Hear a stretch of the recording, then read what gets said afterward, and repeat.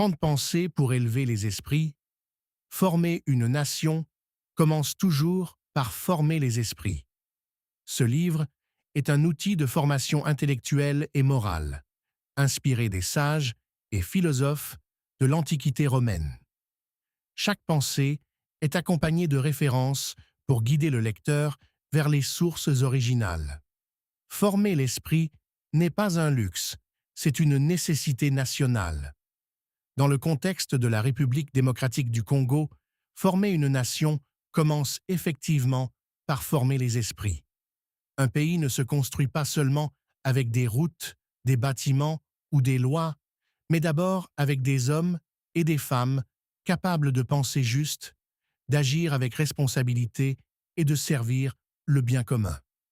Ce livre se présente alors comme un outil simple, mais essentiel, de formation intellectuelle et morale. Il s'inspire des sages et philosophes de l'Antiquité romaine qui accordaient une grande importance à la discipline de l'esprit, à la vertu, au sens du devoir et à l'amour de la cité. Ces valeurs, bien qu'anciennes, restent actuelles pour une société congolaise en quête de repères solides. Chaque pensée est accompagnée de références afin d'encourager le lecteur à retourner aux sources, à vérifier, à approfondir et à développer un esprit critique. Dans un pays où les rumeurs, la manipulation et l'émotion prennent souvent le dessus sur la réflexion, cette démarche apprend à lire, comprendre et juger par soi-même. En RDC, former l'esprit n'est donc pas un luxe réservé à quelques intellectuels. C'est une nécessité nationale. Un citoyen dont l'esprit est formé respecte les lois, refuse la corruption, travaille avec conscience et participe activement au développement de son pays.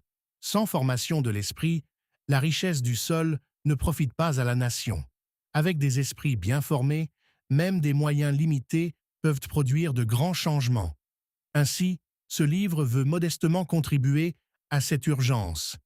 Bâtir la RDC en commençant par l'homme intérieur, car c'est de là que naît toute véritable transformation. Pensée 1. Former l'esprit avant la carrière. Cicéron, de Officiis, livre Informer l'esprit est la première étape avant toute réussite sociale. Les Romains formaient d'abord l'intelligence et le jugement avant la carrière. Application pratique, lire, réfléchir et structurer ses idées. Question. Que fais-je aujourd'hui pour former mon esprit? Dans le contexte de la RDC, beaucoup de jeunes rêvent d'un diplôme rapide, d'un poste, d'un salaire ou d'un titre. Pourtant, une carrière sans esprit formé est fragile. Elle peut s'écrouler au premier obstacle, à la première tentation ou à la première responsabilité mal assumée. Les Romains, comme le rappelle Cicéron, avaient une règle claire. On ne confie pas des charges à quelqu'un dont l'esprit n'est pas d'abord formé. Avant d'être avocat, magistrat, soldat ou homme politique, on apprenait à penser juste, à parler vrai, à juger avec équité et à agir avec sens du devoir. La carrière venait après, l'esprit d'abord. En RDC, beaucoup de problèmes viennent précisément de cet oubli. Des cadres compétents sur le papier, mais faibles dans le jugement. Des dirigeants instruits, mais sans conscience. Des professionnels brillants, mais sans discipline morale.